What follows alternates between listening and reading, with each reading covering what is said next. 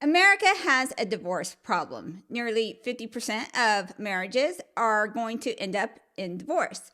And a majority of those times, it is the woman who files the divorce. And I was wondering, why is it that women are filing for divorce much more often than men seem to be? Is it because women as a whole are not getting their core needs met? Well, I'm not really sure, but there is one thing I am sure, and that is that we also at the same time have an obesity problem. It is estimated that by the year 2030 that 49% of the American population will be obese. Well, I believe it's no coincidence that we have a very high divorce rate and at the same time also have an ever increasing level of obesity. Can these two things go hand in hand? Now, what is the definition of obese? It says that here it's the BMI of greater than 30. Don't want to get too technical, but I'm pretty sure that anybody can look around and see that America is getting fat. And we're not just talking about a little fluff, 10, 20, 30 pounds. We're talking full-fledged obesity. And I believe that this level of obesity is having a direct impact on our marriage. And that is what we're going to go into today. Why obesity is a threat to your marriage. And I wanted to cover this now because we are approaching January, which is a new year. And it's very popular to make New Year's resolutions. And the majority of people will make a New Year's resolution to lose weight or get into better shape. That's, 99% of people, that's what they're going to aim for. So I thought this might be a really great time to discuss this matter. And for the scope of this video, I'm also going to just be focusing on how obesity is problematic when it is on the man's side. Granted, obesity is a problem from the female point of view, but for a man, it is such a deeper threat. And before I get started on this, I don't want to make anybody believe that I'm fat shaming. In no way do I believe that an obese person requires less love or less treatment as a human being. I am merely taking on the perspective of how this is impacting your marriage. Now, before we go ahead and get going into this topic, we do need to go a little bit into the core needs for both the men and the women, because this comes into play. Now, for men, they have three primary core needs, and those primary core needs are respect, sex, and food. Now, for women, the primary core needs are love and safety. Now, you might think, I provide safety for my wife, protect and provide. But safety is so much more. Safety isn't just about protecting physically or protecting financially. There's also the emotional and the spiritual components of it too that men often forget about. And the reason why obesity is such a problem is that it actually impacts all four of those aspects. And so if you are an obese man, it is almost impossible to make your wife feel safe. And this is why it's such a threat to your marriage. Now, Monica, you may say, if it's such a threat to the marriage, what if she's the obese partner? Well, for men, their primary core needs are respect, sex, and food. Well, obesity doesn't really impact them. While there is a negative aspect to obesity on the female end, it doesn't violate any of the core needs that a man needs from his wife. But obesity in the man is impacting every single aspect of those safety components, and this is why it's such a big deal. So as a man, you cannot tell your wife, yes, I love you, and yes, I'm going to provide safety for you, while at the same time being obese. It's a hypocrisy. A woman's ability to love you comes about primarily from her ability to respect you. It is nearly impossible for a woman to look at a man with an obese body and respect him. If she cannot respect you, she cannot love you. And this may sound harsh, but let's get real. If you respected yourself, you wouldn't have let yourself get that far.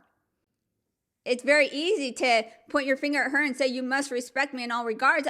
Look in the mirror. You have proven that you don't even respect yourself. And I don't want to just point this on women as if we're the ones that only think this way, because don't think for a minute, if you're an obese man, that other men are going to look at you with respect either. They're going to look at you as a man and think, well, this guy is obviously weak.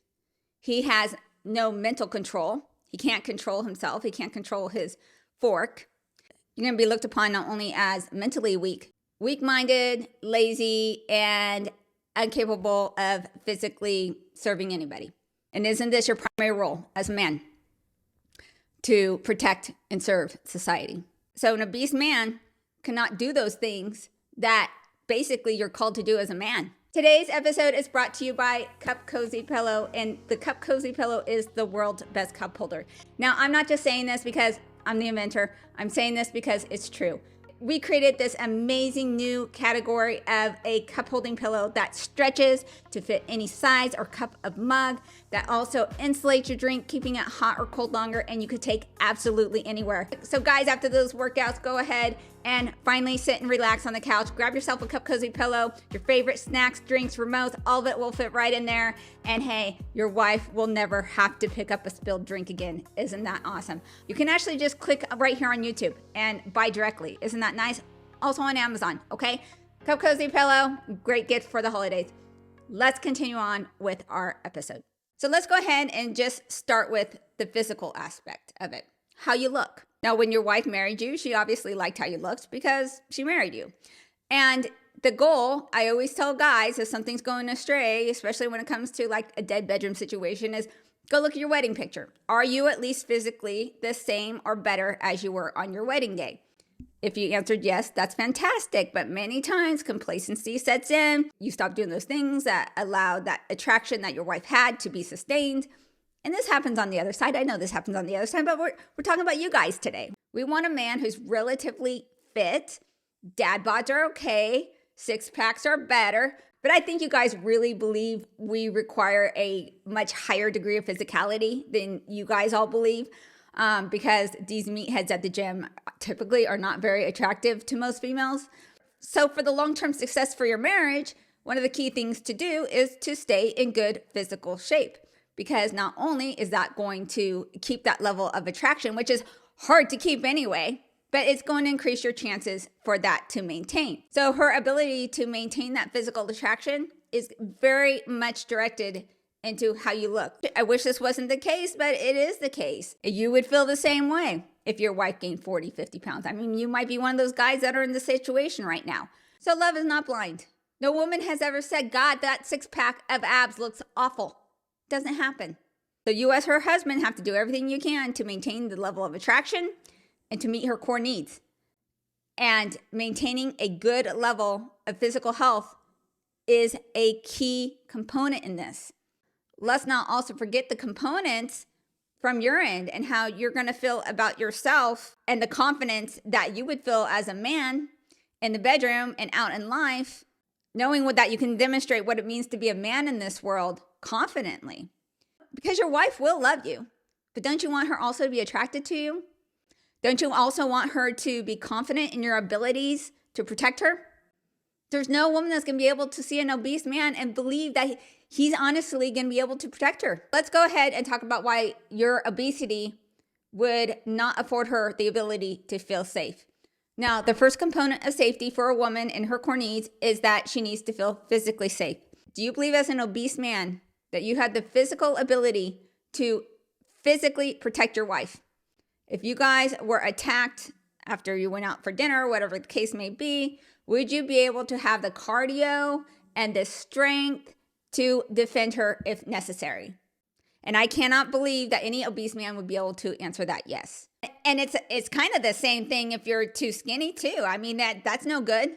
If your woman is stronger than you are, like there's something wrong. The essence of being a man is to be able to physically protect the weak, the women and the children. I'm not saying that as like a weaker, like physically, we're just not made the same. We depend on strong men to defend us. So if you're an obese man, your wife is going to look at you and she might not say it because she loves you and doesn't want to hurt your feelings, but you're violating what it means to be a man and a good husband by not being able to physically protect her. You have a moral obligation to get your fitness right and do what you've been called upon as a man to do and have the capability, if necessary, to defend your wife, your children against physical threats. Most men would say, yes, I love my wife and I'd take a bullet for her. But you can't say that you love your wife while simultaneously burying yourself to an early grave with a fork. You can't say that. You can't say you love your wife and be obese at the same time because it doesn't go together. You can't say you love your children and at the same time not be able to physically go and play with them. As an obese man, you cannot provide the example of what it means to be a husband and a father to your children. So if something happens and you have to get into a physical altercation to defend the life of your wife or your children, I mean, what are you going to do? You're not going to have the cardio capability. You're going to get short-winded. You might have a heart attack. You might not have enough muscle strength. I mean, what are you going to do? Walk fastly after them?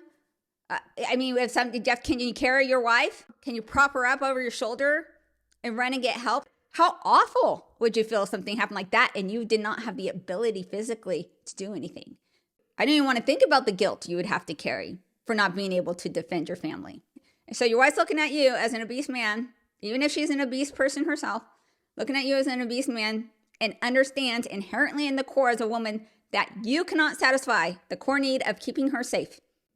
She knows this, and it is going to give her extreme anxiety and make the relationship extremely volatile. So we know as women, we are physically the weaker vessel. We know this. You know, even the strongest of females cannot take on the weakest of men. It's just not how we're made. It's on you guys to be able to defend us. It's what you're called to do, and you do everything in your power, and that starts at home. It starts at home by putting down the fork. It starts at home by hitting the gym. It starts at home by being a good example for your children. You got to get this right, guys. So number one was the physical safety. Number two is financial.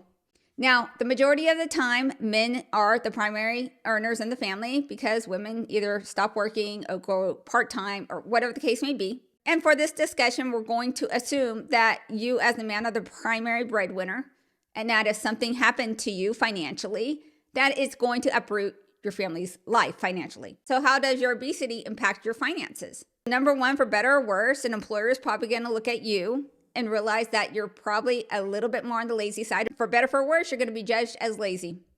And there's going to be many employers or potential partners or potential customers who may look at you and judge you for the fact that they're going to think, this guy's lazy. I don't want him working for me. Let's get real, guys. You guys are doing the physical labor. There's many jobs out there that require physical work. An employer has two options, everything else being equal, and he sees one man who is obese and another who is in good shape. Who do you think he's going to choose? So you're going to be bypassed on financial opportunities because physically you just can't do as much.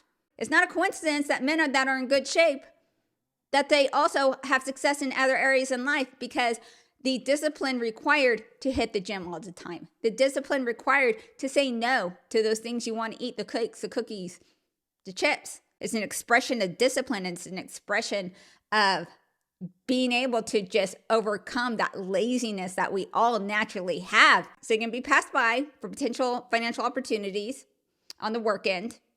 And then what if something happens like a heart attack and all of a sudden either you're disabled or you are out of work for a long period of time or you die? Now what happens to your wife's finances? Well, she's probably pretty screwed.